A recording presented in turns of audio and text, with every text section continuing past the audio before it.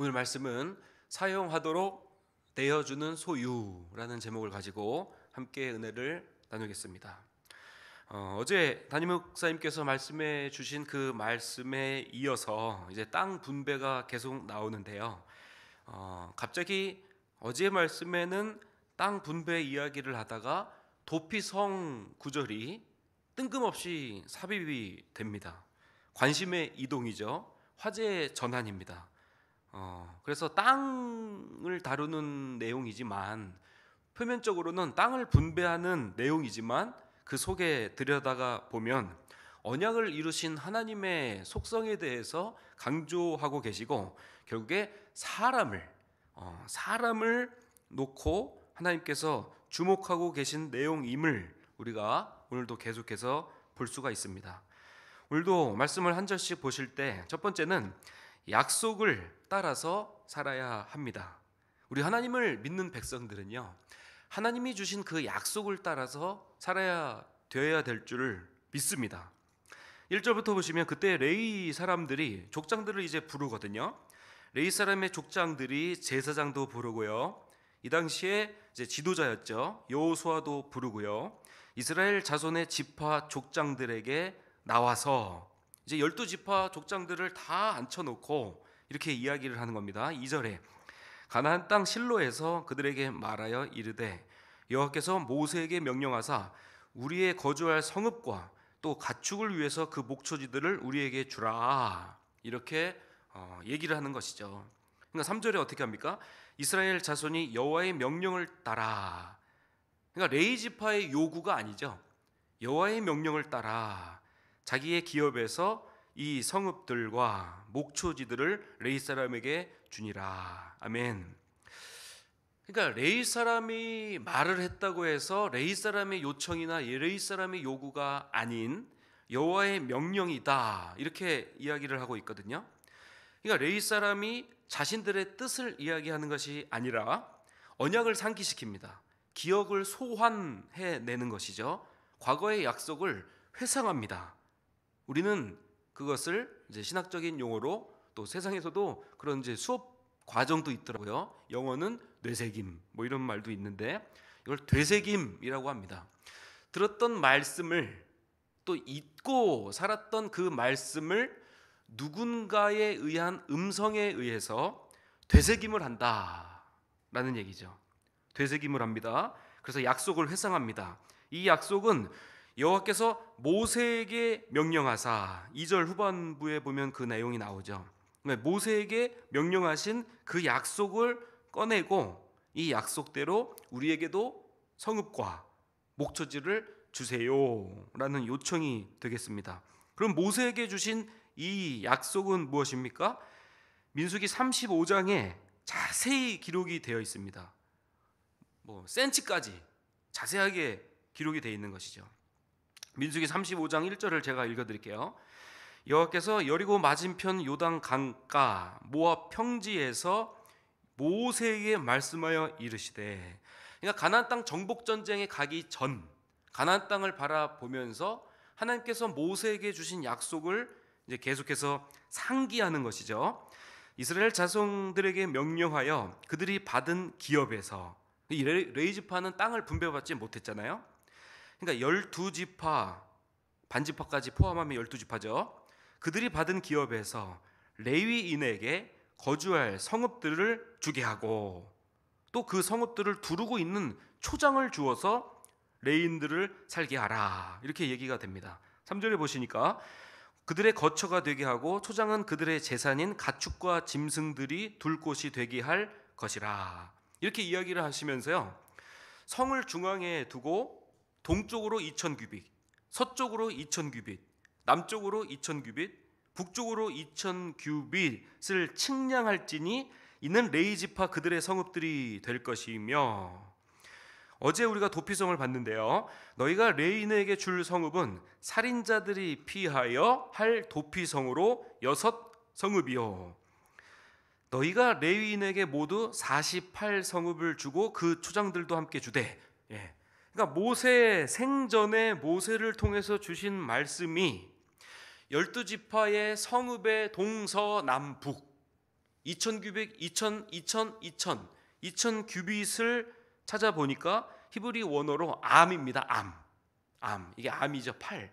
이게 상박이라고 하고 이게 하박이라고 하는데 팔꿈치부터 이 손가락 끝까지가 이제 하박이라고 하거든요. 그래서 상완근, 하박근 이런 말을 우리가 많이 쓰는데요. 이 암입니다. 암, 규빗이. 그러니까 성경에서는 45cm인데 제가 오늘 바로 설교 오기 전에 한번 재봤습니다. 교회 와서. 저는 55cm더라고요. 상당히 팔이 깁니다.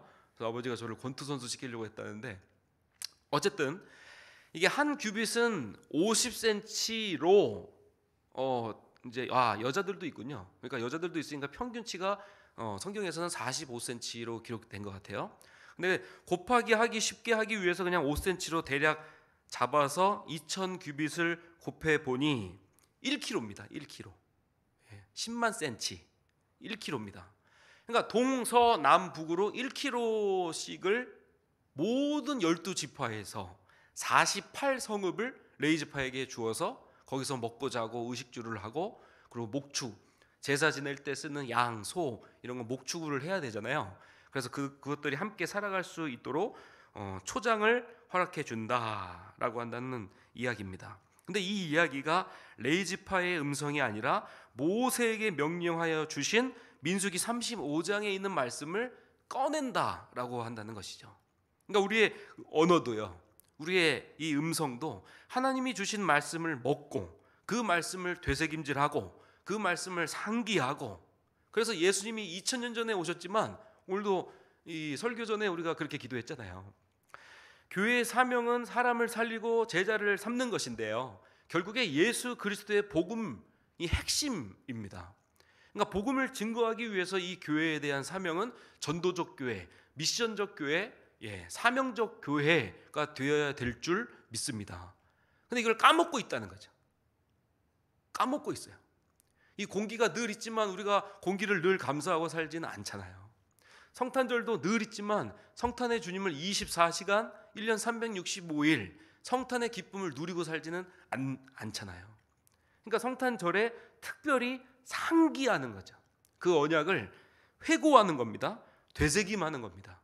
그래서 우리 청년들이 이렇게 교회에서 자고 이렇게 명절에도 이 어려운 단잠을 깨고 이 추운 추위를, 강추위를 뚫고 되새김해서 그 언약을 이루신 주님의 음성을 듣고 순종하고 실천하기 위해서 청년들이 이 새벽에 나오는 것이죠. 이거 우리 교회의 자랑인 줄 믿습니다. 근데 이 말씀이 선포됐던 장소가 또 단서로 나옵니다. 2절에 보시니까 가나안 땅 실로에서 그들에게 말하여 이르되, 말씀의 장소가 실로라고 지금 기록이 되어 있거든요. 실로는 가나안 땅 정복 전쟁 때부터, 그러니까 여호수아 BC 1500년입니다. 여호수아 시대 BC 1500년부터 사사시대 말기 엘리 제사장이 블레셋에게 법궤를 뺏기기 전까지 이스라엘의 중앙 성소였습니다. 그리고 나중에 그 법궤가 뺏기고 다윗이 그 법궤를 찾아와서 헤브론으로 중앙 성소가 이전하게 되는 것이죠. 그 이전하기 전까지 이스라엘의 이 출애굽과 가나안 정착, 그리고 사사시대의 말기까지 한 400년에서 500년간 이스라엘의 중앙 성소였다라고 한다는 거예요. 그러니까 12지파의 모든 족장들이 나와서 실로라고 하는 그 장소, 그 거룩한 장소, 하나님의 말씀이 선포되는 장소, 성결한 장소, 구별된 장소, 그 실로에서 우리에게 주신 말씀이다 라는 것입니다. 그러니까 말씀은 그 말씀의 중심지 실로에서부터 나와야 될 줄 믿습니다. 결국에 말씀의 중심지에 모여서 그 말씀을 듣고 말씀의 중심지에서 이제 어디로 가게 되는 것이죠? 바로 48성읍을 내어주고 목초지로 가는, 목초지라는 이야기는 삶의 중심이잖아요. 우리가 교회에 와서 예배를 드리고 각 가정으로, 각 지역사회 속으로, 각 직장으로 가는 것이 바로 목초지라는 이야기죠. 실로에서 말씀을 듣고 그 말씀을 상기하고 그 말씀을 되새김질해서 목초지의 현장에 가서 그 말씀을 이루고 살아가는 저와 우리 모두가 되기를 주님의 이름으로 간절히 축원을 드리겠습니다. 그래서 우리의 우선순위에 대한 가치가 재정립돼야 된다라는 것이죠. 어떤 분들은 시간이 있으면 교회 갈게요. 그런 분들이 있습니다. 우리 청년들도 우리 교회는 뭐 그런 청년들이 없지만 보통 바쁘게 살아가고 있는 청년들에게 물어보면 수능 끝나고 갈게요. 바쁜 거 끝내고 갈게요. 이렇게 이야기합니다. 시간이 나서 교회에 오는 것이 아니라 우리의 우선순위에 대한 가치 재정립은 실로에서부터 말씀의 중심지에서부터 시작이 되어야 될 줄 믿습니다. 그러니까 12지파의 성읍에서 동서남북 1km씩 주셨으니 각 레위지파가 거주하는 이 땅은 각 지파 사이에 위치하게 되고 그것은 각 지파들의 사이에서 중립지대, 안전지대, 갈등의 중재 역할, 스펀지 역할을 감당하는 이 레위지파가 됩니다. 그러니까 레위지파는 레위지파끼리만 뭉쳐 살지 않아요. 다 레위지파는 흩어져서 12지파의 사이사이에 들어가서 촘촘한 그물망 역할을 한다. 요즘에 뭐 사회적 안전망 이런 말 많이 들어보셨죠? 우리가 우유 배달 그런 것도 이제 독거노인들 아침에 이제 생존 확인하는 안부잖아요. 그러니까 사회적 안전망 이런 말을 많이 들어보셨을 텐데 이 레위지파가 바로 그런 역할을 감당했다는 것이죠. 촘촘한 그물망 역할, 안전지대, 중립지대를 담당하고 있었다.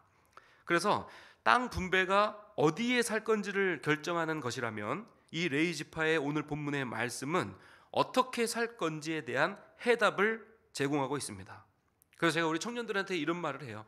반드시 해야 될 게 있고 반드시 하지 말아야 될 게 있다. 그래서 양념도 치킨도 반반이듯이 반반 10계명을 저번에 기록을 같이 했는데요.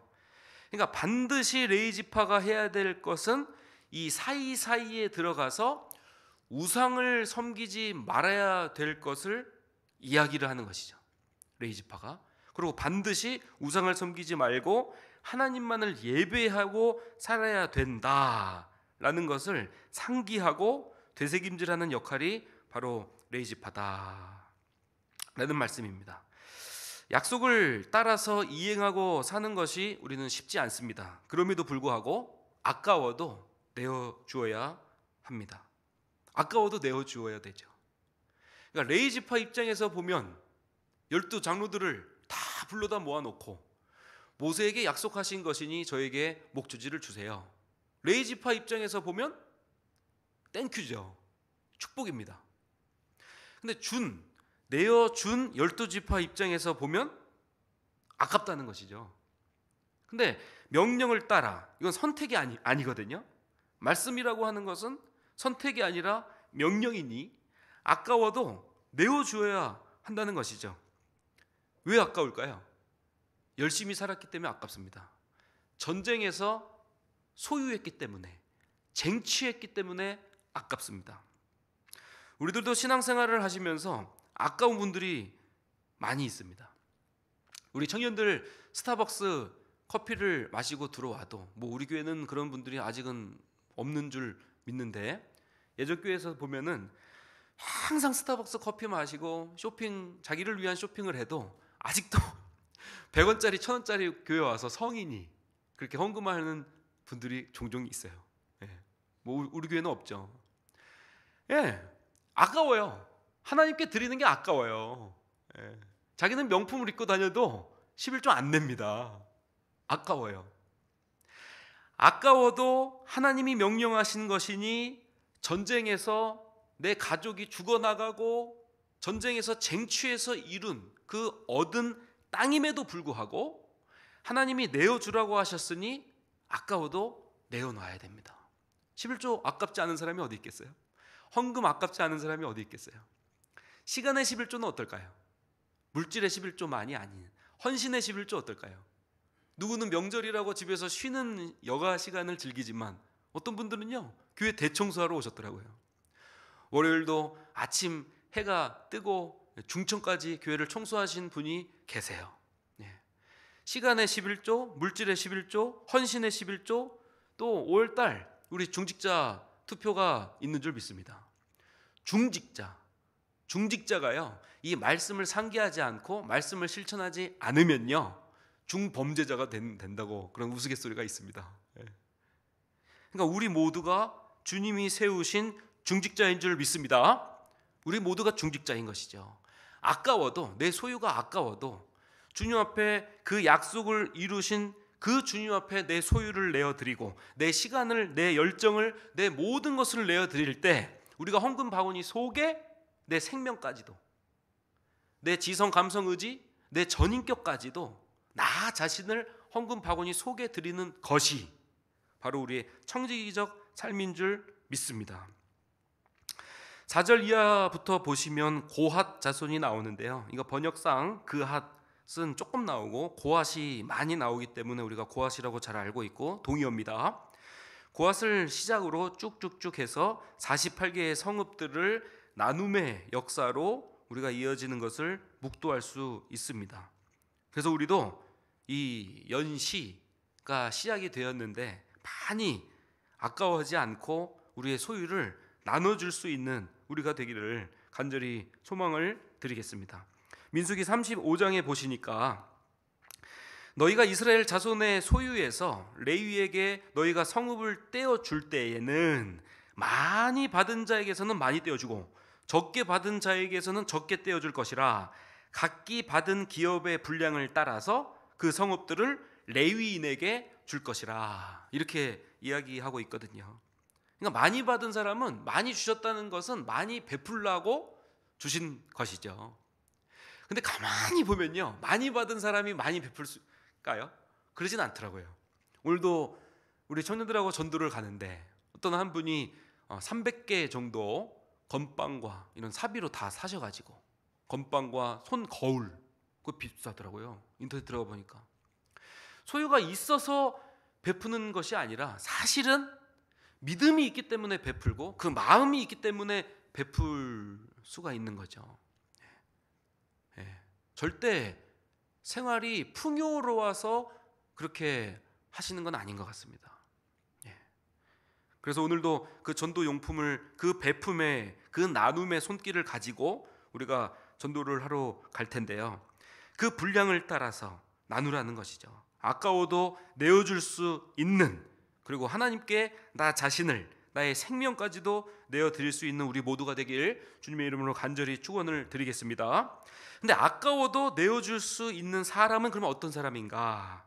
참 소유는 내가 아니라 참 주인은 오직 하나님이라는 믿음과 확신을 갖고 있는 자만이 아까워도 내어줄 수가 있다라는 것이죠. 땅 분배가 선물을 받은 것입니다. 축복을 받은 것입니다.